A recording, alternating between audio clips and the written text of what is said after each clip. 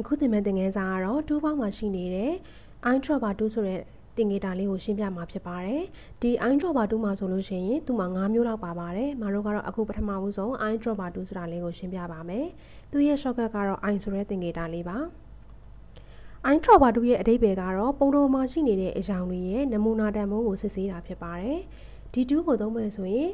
Windows Mini ထဲမှာရှိနေတဲ့ info ဆိုတာကိုတစ်ချက်အမှန်ချစ်ထားရပါမယ်ဒီမှာ info ဆိုတာဝင်ပြီးသားရှိနေလို့ရှိရင်တော့သွားပြီးဖော်စရာမလိုပါဘူးဒီလိုအမှန်ချစ်မရှိသေးရင်တော့သွားပြီးဖော်ရပါမယ်နောက်တစ်ခုက Windows Mini ထဲမှာရှိနေတဲ့ color ဆိုတဲ့ဟာလေးကိုအမှန်ချစ်ထားရမှာဖြစ်ပါတယ်အခုဒီမှာရှိနေတဲ့ခရမ်းရောင်တန်မိုးကိုလိုချင်နေဆိုရင်ဒီခရမ်းရောင်ပေါ်မှာကလစ်တစ်ချက်နှိပ်လိုက်ပါဟောဒါဆိုလို့ရှိရင်ဒီခရမ်းရောင်ရဲ့တန်မိုးက R တန်မိုးက85 G တန်မိုးက39 B တန်မိုးက135ဆိုပြီးတော့ပြသွားပါတယ်တကယ်လို့ထောက်တဲ့နေရာလေးကိုကာလာအနေထားသိကျင်နေဆိုရင်တော့ info မှာလိုက်ကြည့်လို့ရပါတယ်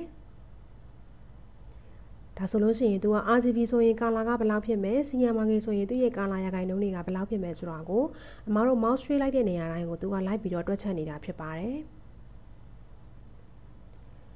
ဒီ eyedropper 2ကိုနောက်တစ်ခုဘာသုံးလို့ရသေးလဲဆိုလို့ရှိရင်ဒီ foreground color နဲ့ background color တွေကိုလိုချင်တယ်ဆိုပါတော့ဒီပုံထဲမှာရှိနေတဲ့ဒီမှာရှိနေတဲ့အပြာရောင်လေးကိုအမတို့က foreground color လိုချင်တယ်ဆိုရင် eyedropper 2လေးနဲ့ဒီလိုမျိုးတစ်ချက်နှိပ်လိုက်မယ်ဆိုရင်သူက foreground color မှာဝင်သွားပါတယ်တကယ်လို့ဒီမှာရှိနေတဲ့အဝါရောင်ကိုတော့အမက background color အနေနဲ့ဝင်ချင်တယ်ဆိုရင်တော့ keyboard မှာရှိနေတဲ့ aura လေးကိုဖိထားပါပြီးတဲ့အခါမှာလိုချင်တဲ့ color ပေါ်မှာတစ်ချက်နှိပ်လိုက်ပါဒါဆိုရင်တော့သူကဒီမှာ background color ကိုဝင်သွားမှာဖြစ်ပါတယ်ရိုးဒီတိုင်းပဲတစ်ချက်ချင်းစီလိုက်ပြီးတော့နှိပ်မယ်ဆိုရင်တော့သူက foreground color ဝင်သွားမှာဖြစ်ပါတယ်သူရဲ့ color code နေရာတွေကိုသိချင်နေဆိုရင်တော့ဒီမှာသွားပြီးတော့ကြည့်လို့ရပါတယ်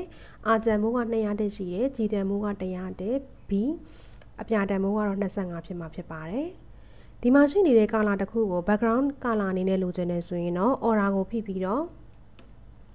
တစ်ချက်နှိပ်လိုက်မယ်ဆိုရင်သူကဒီမှာ background color မှာဝင်သွားမှာဖြစ်ပါတယ်နောက်ပိုင်းမှာတော့ brush tool ကိုသုံးနေရင် eyedropper 2သုံးမဲ့အခါကြလို့ရှိရင်လည်းအဲ့လိုပဲ aura ကိုဖိပြီးတော့သုံးမယ်ဆိုလို့ရှိရင်သူက brush tool ကနေပြီးတော့ဒီ eyedropper 2ကိုပြန်ပြီးတော့ပြောင်းလဲသွားမှာဖြစ်ပါတယ်